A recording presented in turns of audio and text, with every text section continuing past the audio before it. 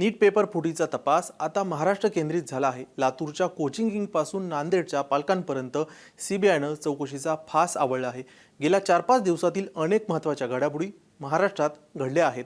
नीट paper फुटी प्रकरणात आतापर्यंत काय काय घडलं, आता तपास कुठपर्यंत आला आहे, हे पुढील काही मिनिटात पाहूयात। नमस्कार, मी स्वानंद बिक्कड, मुंबई तकमध्ये तुमचं स्वागत। नीट परीक्षा 3 मेला पार पडली। देशभरात जवळपास 23 लाख विद्यार्थ्यांनी ही परीक्षा दिली। त्यानंतर 7 मेला पेपर फुटल्याची बातमी पहिल्यांदा समोर आली। गेस्ट पेपरचे तब्बल 120 प्रश्न केमिस्ट्रीच्या प्रश्नपत्रिकेत आले असं 11 मेला समोर आलं। त्यानंतर दुसऱ्या दिवशी 12 मेला एनटीएनं नीट परीक्षा रद्द करण्याचा निर्णय जाहीर केला। नंतर दिल्लीतून सर्व सूत्र हल्ली आणि या प्रकरणाचा तपास सीबीआयकडे गेला। या प्रकरणात पहिली अटक झाली नाशिकच्या शुभम खैरनारला। पुढे तपासाला गती येते आणि 13 मेला पुण्यातून मनीषा वाघमारे या महिलेला सीबीआय ताब्यात घेतं। शुभम खैरनारचा ताबा नंतर सीबीआय घेतं। तिकडे राजस्थानमधून मांगीलाल बिवाल, विकास बिवाल आणि दिनेश बिवाल या तिघांना अटक होते आणि इकडे महाराष्ट्रात पीव्ही कुलकर्णी आणि धनंजय लोखंडेंना देखील सीबीआय चौकशीसाठी ताब्यात घेतं।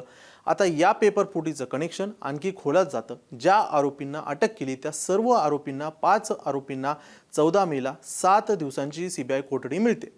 याच दिवशी एनटीए जाहीर करतं की 3 मेची रद्द झालेली नीट परीक्षा 21 जूनला होणार आहे। दिवस संपतो नाही तोपर्यंत चौकशीसाठी ताब्यात घेण्यात आलेल्या पीव्ही कुलकर्णीला सीबीआय अटक करतं। नंतर 16 मेला पुण्यातून मॉडर्न कॉलेजच्या प्राध्यापिका मनीषा मांढरेला सीबीआय पुण्यातून अटक करतं। कुलकर्णी, वाघमारे यांना 10 दिवसांची सीबीआय कोठडी मिळते।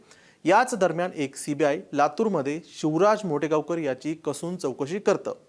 पुन्हा गरज लागली तर पुण्यात चौकशी होईल असं शिवराज मोटेगावकरला सीबीआयनं सांगितलं। 17 मेला मनीषा मांढरेला 14 दिवसांची सीबीआय कोठडी मिळते आणि 18 मेला सीबीआय शिवराज मोटेगावकरची पुण्यात कसून चौकशी करतं आणि नंतर त्याला अटक करतं। आता या प्रकरणात ज्या पालकांनी आपल्या मुलांसाठी पेपर विकत घेतल्याचा सीबीआयला संशय आहे त्यांची दखल सीबीआयनं घेतली आहे। त्यांची चौकशी देखील होत आहे। आता माहिती अशी आहे की लातूरमधील 5 डॉक्टर सीबीआयच्या रडारवरती आहेत। सीबीआयला संशय आहे की ही मोठी रक्कम घेऊन पेपर विकले गेले। लातूरच्या शिरुरे डॉक्टरांना देखील आज सीबीआयनं ताब्यात घेतलं। पुणे आणि लातूरच्या अनेक डॉक्टरांचा या पेपर फुटीत सहभाग असल्याचा सीबीआयला संशय आहे। लातूरात मोटेगावकरच्या हॉस्टेलमधील विद्यार्थ्यांची देखील कसून चौकशी सुरू आहे व आणखी देखील या दरम्यान 28 सदस्यांचा टीमनं सीबीआयनं लातूरात तळ ठोकला आहे। मोटेगावकरच्या आरसीसी क्लासेसच्या हॉस्टेलमधील विद्यार्थी, स्टाफ, समुपदेशक अशा 6 जणांची पोलिसांनी चौकशी केली। 2 कोचिंग सेंटरचे सीसीटीव्ही फुटेज जप्त केले आहेत। सीबीआयचा आरोप आहे की स्पेशल कोचिंग क्लासमध्ये प्रश्नांची उत्तरे तोंडी सांगितली गेली। विद्यार्थ्यांनी ती वह्यांमध्ये लिहून घेतलेले प्रश्न पुन्हा खऱ्या पेपरमध्ये 3 मेच्या नीटच्या परीक्षेमध्ये जे प्रश्न आले त्यासोबत तंतोतंत जुळले। तसेच लातूरसह नांदेडमध्ये देखील समांतर तपास सुरू आहे। नांदेडच्या 10 पालकांना पुण्यात चौकशीसाठी सीबीआयनं बोलवलं। यात 5 लाखांचा सौदा झाल्याचं देखील उघड झालेलं आहे। सीबीआयनं नांदेडच्या विद्युतनगर भागात राहणाऱ्या अश्विनी भाऊराव कदम यांच्या घरावरती छापा टाकला। 8 तास चौकशी केली। त्यांनी त्यांच्या मुलीसाठी 5 लाखांना नीटचा पेपर विकत घेतल्याचं समोर आलं। नांदेडमध्ये क्लासला त्यांची मुलगी असताना मुलीला साधारणतः 100 ते 120 गुण मिळायचे, पण नीट परीक्षा जी 3 मेला पार पडली त्यामध्ये तिचा स्कोअर 560 गुणांचा आला। त्यामुळे नातेवाईक अवाक झाले। पुरावा नष्ट करण्याचा प्रयत्न देखील त्यांनी केला।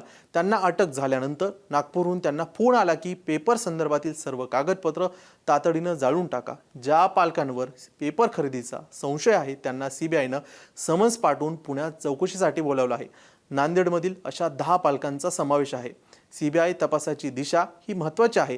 त्यामध्ये 3 मुद्दे आहेत। लातूरच्या मोटेगावकरच्या मॉक टेस्टचे 42 प्रश्न खऱ्या नीटच्या पेपरमध्ये आले।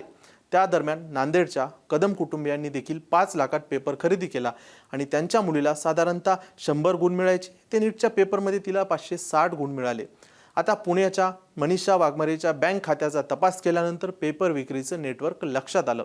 आता सीबीआय बीड, अंबाजोगाई, बुलढाणा, नागपूर येथील अनेक विद्यार्थ्यांची चौकशी करत आहे। आणखी कोणी पेपर विकत घेतला का हे देखील तपासत आहे। तसेच सीबीआयनं पुणे, लातूर, नांदेड, संभाजीनगरच्या एजंट्स आणि पेपर खरेदी करणाऱ्यांच्या नेटवर्कवरती फोकस केला आहे। अनेक मोठी नावं समोर येण्याची शक्यता आहे। या तपासाचे आणखी नवीन अपडेट्स आम्ही वेळोवेळी तुमच्या समोर घेऊन येऊच आणि तुम्हाला सांगू देखील। तुम्ही नीट पेपर फुटी प्रकरणात ज्या घडामोडी घडल्या आहेत त्याचे सर्व अपडेट्सचे व्हिडिओ आणि लाईव्ह मुंबई तकवरती पाहत राहा।